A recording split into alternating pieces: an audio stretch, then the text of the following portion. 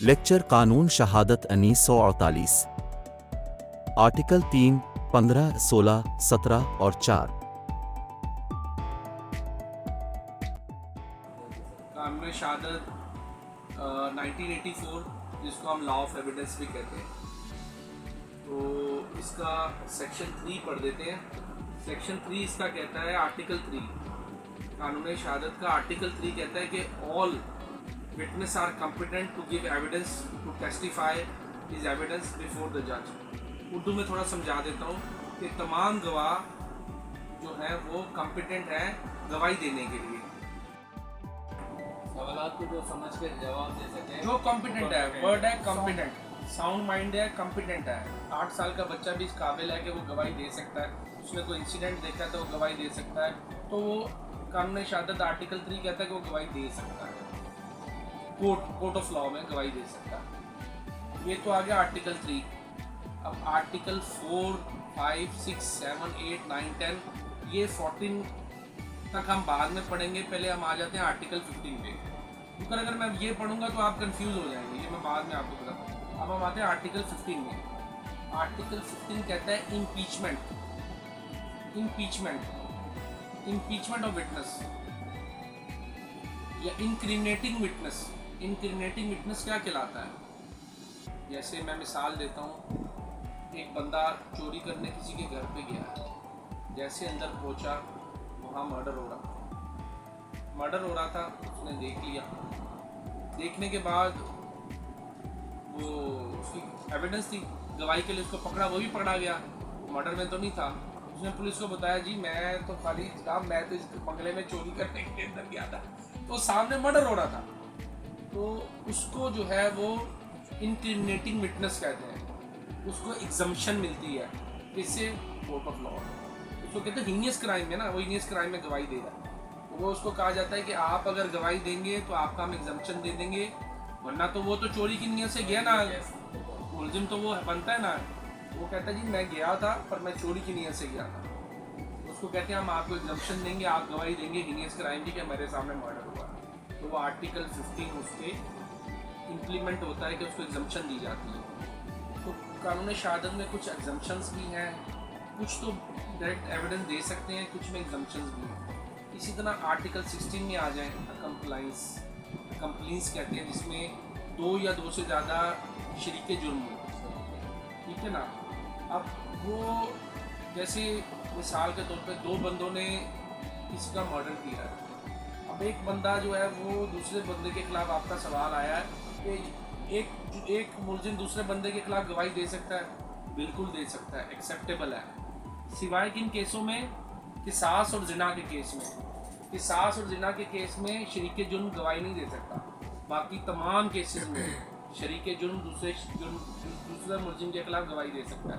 वो कहता है मैं भी साथ में फलाना भी था, बकर भी था, हम दोनों गए थे, मैंने यहाँ खड़ा था, उसने फायर किया, मैंने रस्सी बांधी। तो शरीके जुर्म दूसरे मुलजिम के खिलाफ गवाही दे सकता है। किन केसेस में? अब आ जाए आर्टिकल 17 में। आर्टिकल 17 में कहते हैं कितने विटनेस होने चाहिए। अब आप बताइए ना, कितने विटनेस होने चाहिए? आपके माइंड में क्या है? एक क्रिमिनल केस को डिसाइड करने के लिए कितने विटनेस होने चाहिए? सर, जो कि एक केस लॉ मैंने पढ़ा था उसमें ये है कि अगर एक भी विटनेस कॉम्पिटेंट गवाही देता है, वो ये है क्रिमिनल केसेस में एक भी आर्टिकल 17 कहता है कॉम्पिटेंट ऑफ विटनेस और नंबर ऑफ विटनेस। आप उसकी डेफिनेशन पढ़ेंगे, कॉम्पिटेंट ऑफ विटनेस और number of witness. Criminal cases में लोगों का कॉन्सेप्ट ये होता है कि जी 2 गवाह होने चाहिए। क्रिमिनल केस में एक औरत भी है, सफिशिएंट है कन्विक्शन के लिए, एक आदमी भी है, सफिशिएंट है। जिसमें मालियाती, प्रॉपर्टी, इकोनॉमिक्स जिसमें हो, जिसमें लेन देन हो, उसमें 2 गवाह चाहिए होते हैं, वरना 2 गवाह क्रिमिनल केस के लिए ज़रूरी नहीं है। आर्टिकल 17 कहता है एक औरत भी है तो सफिशिएंट है सजा के लिए। क्रिमिनल केस के अंदर जिसमें लेन देन है उसमें 2 विटनेस चाहिए। मार्जिनल विटनेस जैसे एग्रीमेंट के हम रखते हैं, दूसरे रखते हैं, उसमें 2 चाहिए। अब ये मैंने आपको पढ़ाए 3 आर्टिकल, 3 पढ़ाया, 15 पढ़ाया और 17 पढ़ाया। 3, 15, 16 और 17 4 पढ़ा दिया। 3 कहता है कॉम्पिटेंट विटनेस, तमाम कॉम्पिटेंट है, जो साउंड माइंड है, जो जवाब दे सकता है। 16 से 70-80 साल जो भी बुढ़ा है। तीसरा ये आ गया। अब आगे हम 15 पे। 15 आ गया इंक्रीमेंटिंग विटनेस। वो गया था उस नीयत से, पर उसने हीनियस क्राइम देखा, उसको एग्जम्पशन हो गई, भाई तुझे हम छोड़ेंगे, तुझे बताना है हमारे साथ। 15 हो गया। 16 आपको पढ़ा दिया कंप्लीस, दोनों जो दो विटनेस एक दूसरे के खिलाफ गवाही दे सकते हैं। 17 पढ़ा दिया नंबर ऑफ विटनेस और कॉम्पिटेंट ऑफ विटनेस, वो पढ़ा दिया। अब आप जाएंगे आर्टिकल 4 पे। 3 पे छोड़ा था ना, आप आर्टिकल 4 पे जाएंगे। आर्टिकल 4 कहता है कि मजिस्ट्रेट, जज कहीं भी कोई गवाही नहीं दे सकता सिवाय उसको कोई अदालत आलिया बुलाए। 164 का एक अलग प्रोसीजर है, वो आप कहेंगे 164 में वो गवाह बनता है, वो अलग है। वैसे अगर कोई उसके सामने कोई चीज़ कही गई है, जैसे उसके सामने किसी बंदे ने कहा जी कि सर मैंने देखा है इसने जो है वो फलाना एक्ट किया है, चोरी की है, डकैती की, उसको गवाह नहीं बना सकते आप, कोई जज को गवाह नहीं बना सकते आप। आर्टिकल 4 कहता है। आर्टिकल 5 कहती है, आर्टिकल 5 आपके सुनने वाला है, ज़रा गौर से सुनिएगा। आर्टिकल 5 आपके सुनने वाला। आर्टिकल 5 ये कहता है कि हस्बैंड वाइफ है, हस्बैंड वाइफ एक दूसरे के खिलाफ गवाही नहीं दे सकते। हस्बैंड वाइफ एक दूसरे के खिलाफ केस कर सकते हैं, केस के अंदर तो एक दूसरे के खिलाफ गवाही दे सकते हैं।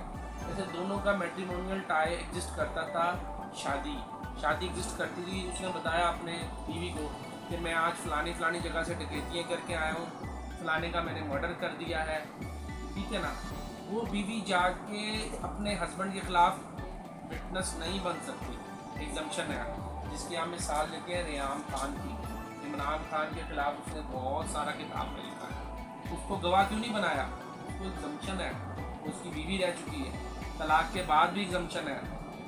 वो किसी तीसरे XYZ के बारे में नहीं गवाही दे सकती, अपने बारे में गवाही दे सकती है, ठीक है ना सर। आइए सर, आइए। तो वो किसी तीसरे के बारे में आर्टिकल 4 कहता है कि वो किसी तीसरे के बारे में गवाही नहीं दे सकती। ये सुप्रीम कोर्ट के सीनियर वकील सर आमिर जमील वर्क का कानून शहादत पर लेक्चर था।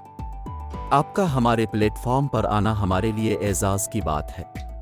हमें अपना कीमती वक्त देने का बहुत शुक्रिया।